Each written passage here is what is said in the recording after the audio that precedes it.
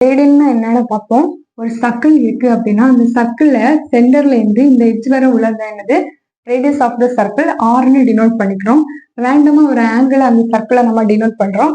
அந்த சர்க்கிளோட அதாவது அந்த ஆர்க் இருக்க லென்த்ல இருந்து இங்க வர உள்ள லென்த் என்னது ஆர்.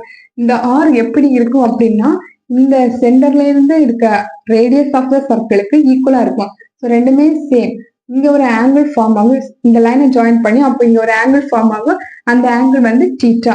அந்த ஆங்கிளை தான் நாம என்ன சொல்லுவோம் அப்படின்னா பிளெயின் ஆங்கிள் அப்படின்னு சொல்லுவோம். ஓகேவா?